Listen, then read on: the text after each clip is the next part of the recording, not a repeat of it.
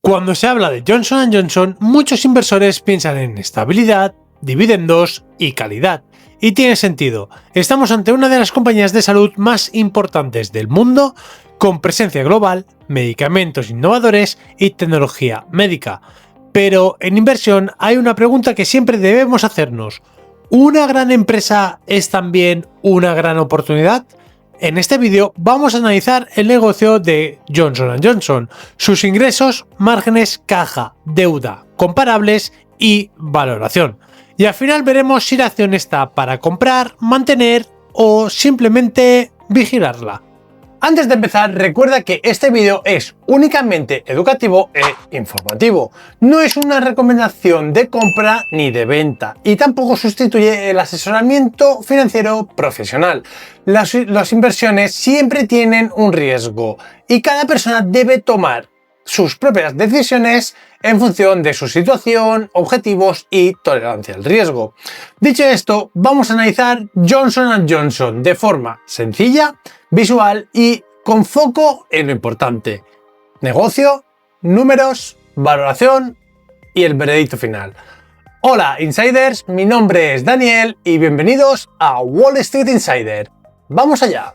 Antes de entrar en la valoración hay que entender qué es la compañía Johnson & Johnson. Mucha gente todavía la asocia con productos de consumo, pero tras la separación de ese negocio, Johnson & Johnson está mucho más centrada en medicamentos innovadores y tecnología médica. Es decir, gana dinero vendiendo tratamientos especializados y dispositivos médicos usados en los hospitales, clínicas y procedimientos sanitarios. A la fecha que yo hice el vídeo, rondaba el precio en los 240,87. Ya sabéis que cuando saco el vídeo a cuando lo he hecho, la valoración, hay un decalaje. Pero bueno, más o menos creo que el precio estará rondando a ese momento. Y si no, pues lo podemos echar un vistazo. O si queréis, dejadme en los comentarios si queréis que lo ponga in situ cuánto vale a día de hoy. Pero bueno, sigamos. En la siguiente, en esta diapositiva vemos cómo gana dinero esta compañía. Hoy su negocio se apoya en dos grandes pilares, que son: el primero es Innovative Medicine, que es innovación medicina, que es la división más importante. Aquí Johnson & Johnson desarrolla y vende medicamentos innovadores en áreas como oncología, inmunología, neurociencia o cardiovascular. Es el principal motor del grupo y representa aproximadamente 2/3 de las ventas. Como podéis ver aquí, tenemos la innovación en la medicina, que representa el 64% de las ventas en el 2025. En el segundo pilar, ¿qué tenemos? Tenemos a MedTech, donde la compañía vende dispositivos y soluciones médicas utilizadas en hospitales y clínicas. Aquí entran negocios más como cirugía, ortopedia, cardiovascular o visión. Y como veis, representa el 36% de las ventas del 2025. En conjunto, este modelo le da a Johnson & Johnson una base de ingresos bastante diversificada, como podéis ver. No depende de una sola línea de negocio y eso refuerza su perfil defensivo y su estabilidad a largo plazo. Si pasamos a la siguiente diapositiva, vemos los ingresos. Y bien, ¿qué nos muestra? Nos muestra una evolución bastante estable. No estamos vendiendo una empresa de crecimiento explosivo, sino una compañía defensiva que años tras años mantiene una base de ventas muy elevada. ¿Veis? Desde el 2016 hemos visto un crecimiento, luego se establece, baja un periodo, como veis por aquí estaría el COVID, ¿vale? Baja, pero vuelve a retornar y superamos lo que eran el inicio estable entre 18, 19 y 20. Lo importante aquí es que después de algunos años más irregulares, como habéis visto, especialmente tras los cambios en el perímetro del negocio, Johnson & Johnson vuelve a recuperar tracción y en 2025 alcanza los 94.193 millones de dólares en ventas. Esto de aquí, ¿vale? Este es positivo porque confirma que la compañía sigue teniendo escala, demanda global y capacidad para seguir creciendo. Pero también hay que tener cuidado. Crecimiento en ventas no significa automáticamente que la acción esté barata. Para eso, después tendremos que mirar márgenes, caja, deuda y la valoración. Después de ver los ingresos, el siguiente paso es mirar los márgenes de la compañía, porque una empresa puede vender mucho, pero si no convierte esas ventas en beneficio, el negocio pierde calidad. En el caso de Johnson & Johnson, el margen bruto se mantiene en niveles elevados, ¿vale? Aquí tenéis, esto es la leyenda, el margen bruto, que sería esto de aquí, ¿vale? Bien, esto nos indica que la compañía tiene capacidad para vender productos con buena rentabilidad, algo habitual en negocios de medicamentos innovadores y tecnología médica. El margen operativo, que lo tenemos aquí arriba, que sería la parte de aquí, que nos dice que ya descuentan muchos más costes del negocio. También se mantiene bastante estable. Como podéis ver, el gross margin está relativamente estable. Aquí es verdad que subió un poco, pero bueno, más o menos está estable. El margen operativo también, no es que digamos que haya muchos picos, ¿vale? No es que suba y baje, sino que más o menos está estable. Os voy a ver si os puedo quitar esto para que no os ensucie mucho y así lo podéis ver mejor. Bien, aquí.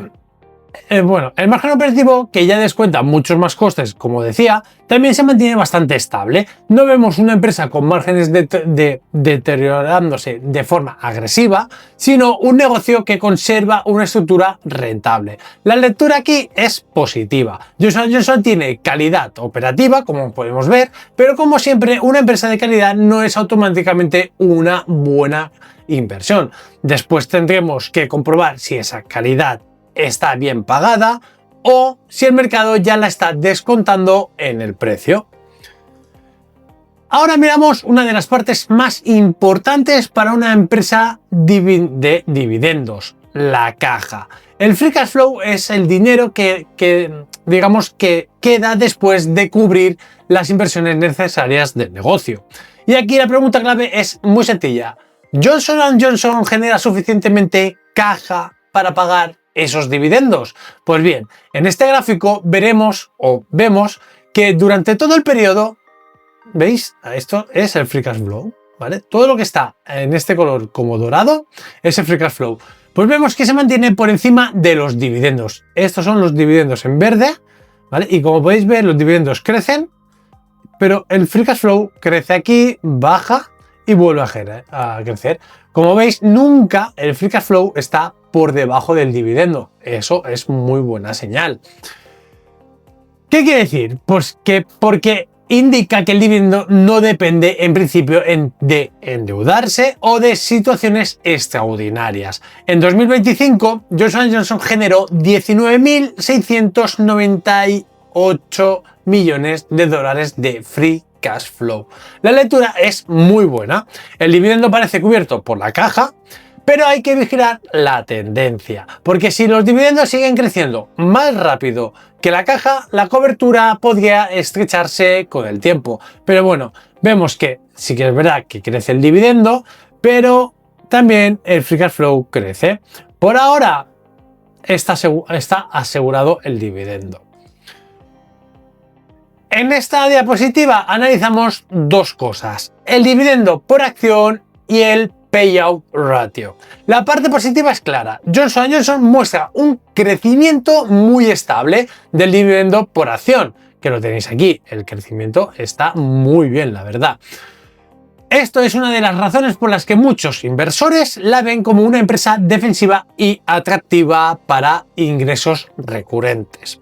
Pero no podemos quedarnos solo con ese dividendo que va subiendo. También hay que mirar el payout ratio, que nos indica qué parte del beneficio se destina a pagar esos dividendos. Aquí vemos que el payout ratio, ¿vale? Aquí lo tenéis, es bastante más irregular. En el 2016, pues del 2016 al 2017 pegó una subida bestial y del 17 al 18 bajó y se mantuvo en niveles, digamos, más bajos.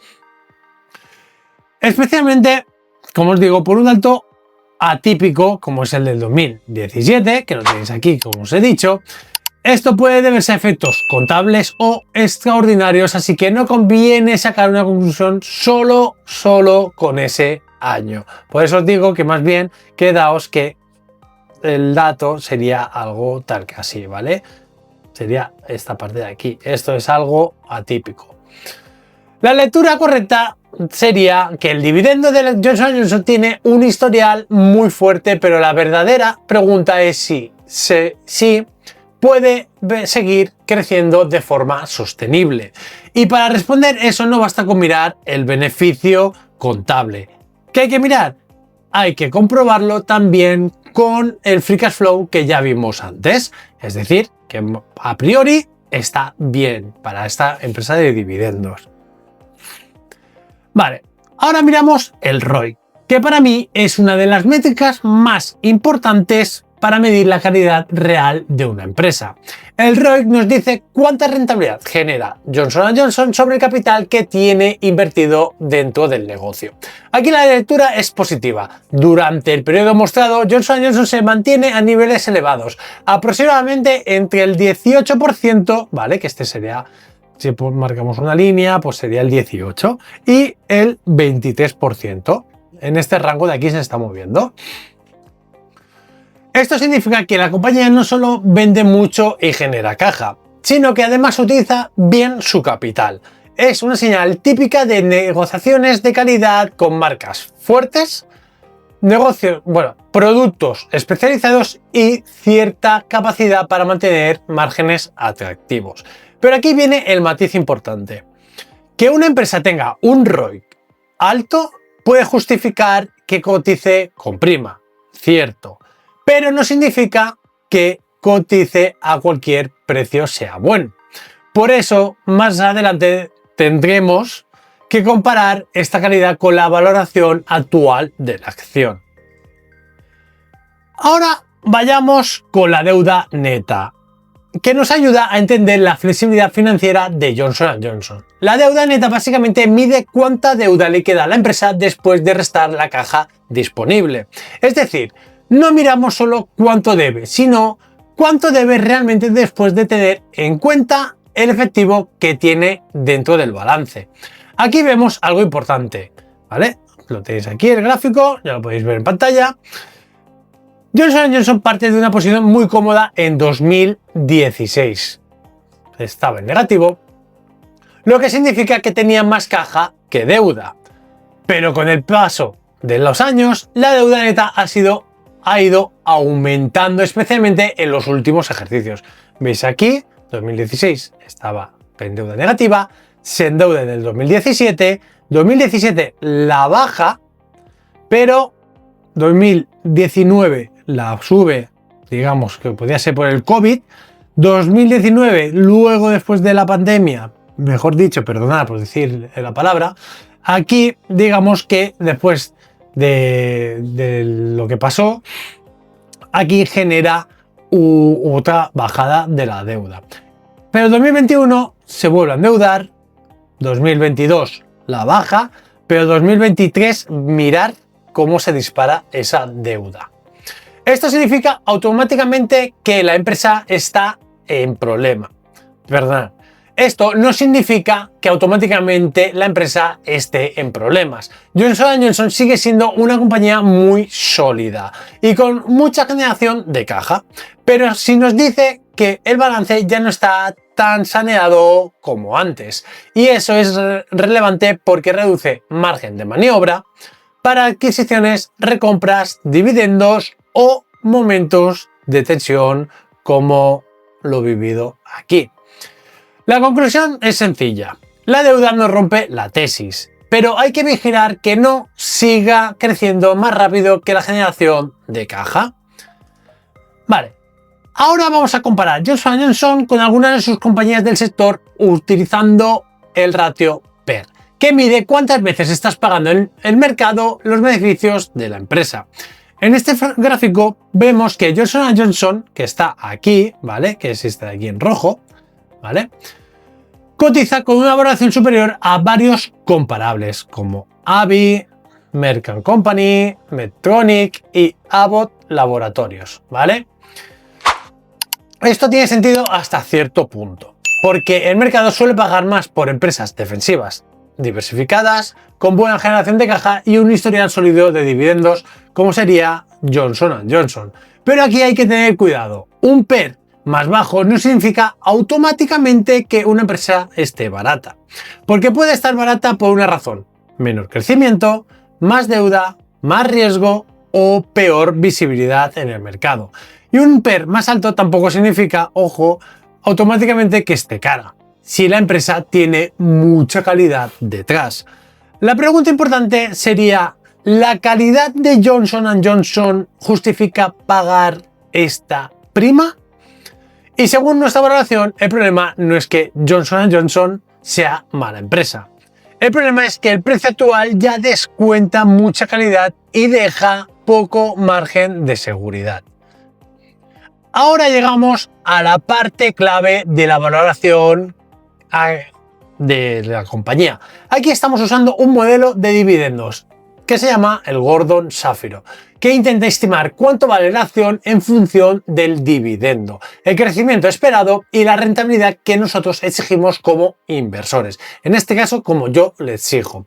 Con la hipótesis que usamos en el modelo, el valor intrínseco estimado para Johnson & Johnson son de 120,24 y cotiza a un precio de 223,63. El problema es que el precio que estamos utilizando es de 223,63 dólares y eso implica que bajo este modelo la acción estaría bastante por encima de su valor intrínseco.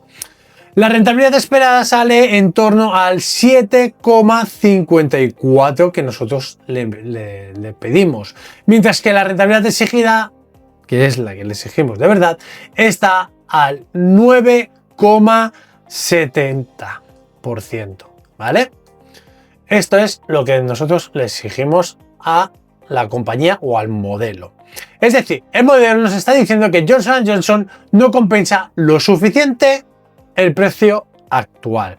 Y esto, tenerlo claro. No significa que Johnson & Johnson sea una mala empresa, ojo, ¿vale? De hecho, hemos visto que es un negocio de mucha calidad, lo que significa es que con esta hipótesis que yo he hecho, el precio ya descuenta demasiada calidad y no deja margen de seguridad suficiente por si hay un traspiés. ¿Vale? Aquí, ¿qué vemos? Pues vemos el modelo al completo. Tenemos que no hace falta analizar cada número uno por uno, ¿vale? Porque lo importante es entender la lógica en general. Estamos usando el modelo Gordon-Shapiro, como os he dicho, que valora la acción a partir del dividendo. Muy bien. Con la hipótesis usadas, el modelo estima un valor intrínseco de 124, como dije, y vale 223,63. Por eso aparece un potencial negativo del menos 46,23 y un margen de seguridad también negativo, o menos 85,99. La parte inferior es la sensibilidad, ¿vale? Aquí la tenéis, esta es la sensibilidad. Aquí vemos cómo cambia el valor de la acción si modificamos dos variables clave: el crecimiento esperado y la rentabilidad exigida. Contra mayor rentabilidad queráis, mayor exigencia le daréis, ¿vale?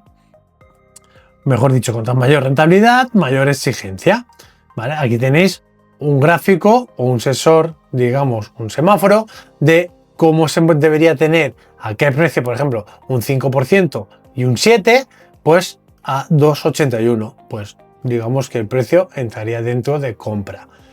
188 por debajo, ¿vale? Ya veis que aquí tenéis pues en colores, contra más rojo, pues digamos que será negativo. Contra más verde, digamos que será más o menos positivo. Ya vemos que el 2 no te daría, el 3 tampoco y el 4 tampoco. Tendrías que estar entre el 5 y el 7, ¿vale? Es decir, para justificar el precio actual necesitamos asumir más crecimiento, una rentabilidad exigida más baja o una combinación de ambas. Por eso el resultado del modelo me sale que es venta, o mejor dicho, no comprar. No porque Johnson & Johnson sea una mala empresa, sino porque con estas hipótesis la rentabilidad esperada no compensa al precio actual, al menos para mí. Ahora pasamos a los principales riesgos de la tesis. Aquí es importante separar dos cosas. Johnson & Johnson es una compañía de mucha calidad, pero eso no significa que esté libre de riesgos. El primer riesgo es la valoración. Si el mercado, ¿vale? La valoración exigente. Si el mercado ya está pagando una prima por la calidad, cualquier decepción en crecimiento, márgenes o el guidance puede afectar mucho a la acción. El segundo riesgo, es Stellar. Y la entrada de biosimilares. Cuando un medicamento importante pierde exclusividad, las ventas pueden sufrir presiones y la compañía necesita compensarlo con otros productos del portafolio. Vale. La siguiente, riesgo sería la regulación de precios. Especialmente por los litigios históricos. No es algo que necesariamente destruya la tesis, pero sí puede afectar a la caja, al múltiplo y a la percepción del mercado. Ya sabéis que Johnson & Johnson ha tenido litigios por los polvos de talco, que decían que producían cáncer. ¿Y cuántos nos han puesto polvos de talco cuando éramos pequeños o siendo adultos porque teníamos un escozor? O sea que vamos a ver cómo a qué litigio llegan y a qué acuerdo llegan y cómo será. Bueno, otro punto clave es la regulación. Vale, perdonad, he dicho litigio, que estaría aquí. El siguiente punto es la regulación, perdonad, ¿vale? El punto de la regulación. En salud, los gobiernos y sistemas sanitarios presionan constantemente para reducir costes y eso puede limitar los márgenes. Por último, ¿qué debemos vigilar? La deuda y las adquisiciones. Digamos que Johnson & Johnson necesita seguir innovando, ejecutando bien para justificar su valoración actual. La idea principal que os tenéis que quedar es: el riesgo no está que en Johnson & Johnson sea una mala empresa. El riesgo está en pagar demasiado por una empresa buena. ¿Vale? Siguiente diapositiva. Después de ver los riesgos, también tenemos que mirar qué podría jugar a favor de Johnson & Johnson, porque no todos son contras, también hay pros. El primer catalizador es el crecimiento de Innovative Medicine, de la innovación en la medicina. Si medicamentos clave en oncología, inmunología o en neurociencia siguen creciendo bien, pueden ayudar a compensar la pérdida de fuerza de otros productos. El segundo punto sería el Meditech, ¿vale? Lo tenéis aquí. Esta división puede aportar crecimiento más estable a través de dispositivos médicos, cirugía, cardiovascular y visión. El tercer catalizador es compensar el Stellar. Esto es que cuando un medicamento pierde la exclusividad, la compañía necesita que otros productos tomen el relevo. Ya sabéis que las compañías farmacéuticas tienen un periodo de margen, no sé si son de 5 o 10 años. Si alguien me ve y es farmacéutico o está en la industria, que me lo dejen en los comentarios si lo que digo tiene algo de lógica o no, ¿vale? Pero según tengo entendido, cuando sale un producto y es nuevo, la empresa puede, digamos, tener la patente durante un tiempo. No sé si son 5 o 10, pongamos 10 años.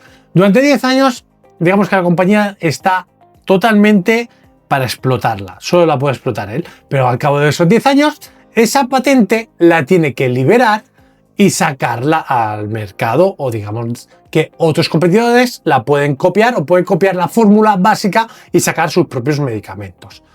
Pues esto es lo que puede pasar con Stellara.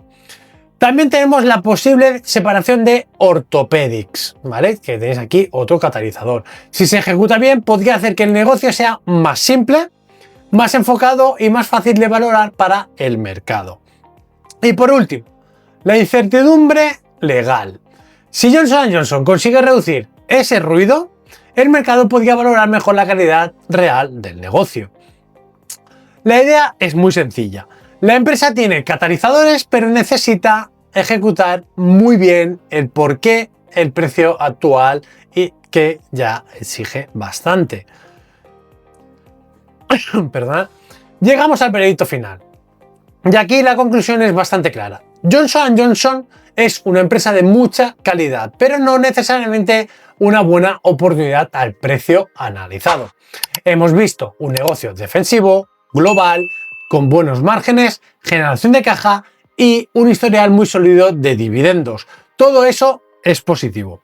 Pero cuando pasamos a la valoración, el modelo nos da un valor intrínseco estimado del 120,24, ¿vale? Aquí lo tenéis. Frente a un precio usado de 223,63 cuando yo hice esta valoración.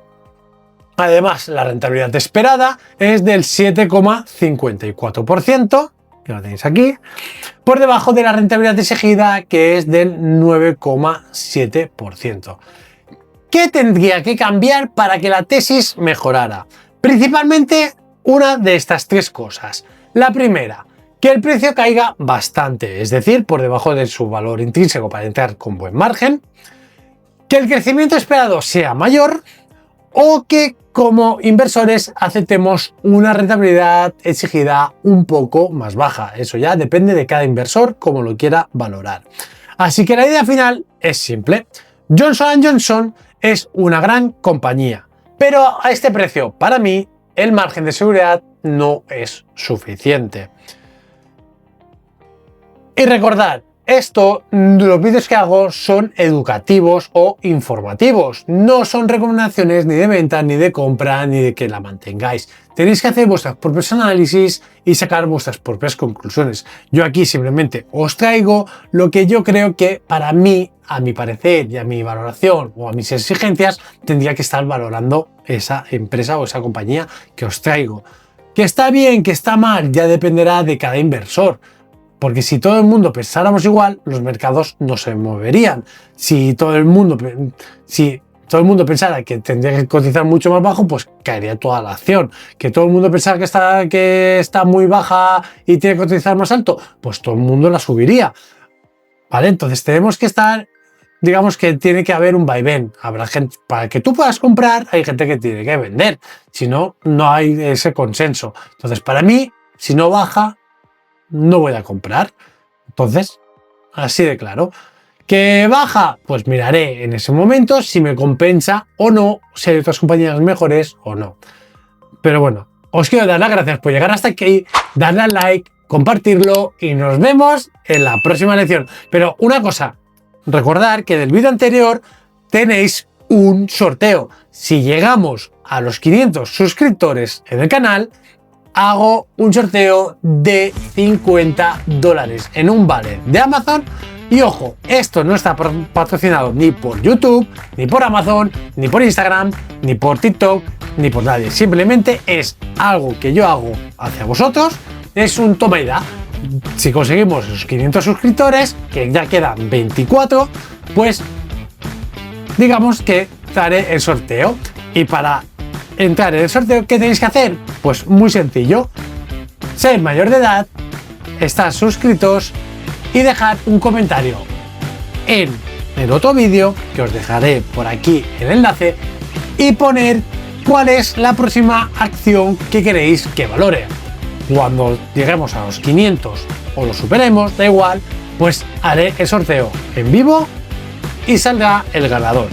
Así que venga a reventar ese compartir para que lleguemos a los 500 y nos vemos en el siguiente episodio.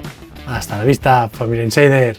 Do you know what I said? I gotta get the dinero, the cash and the bread. Do you know what I'm saying? I'm down.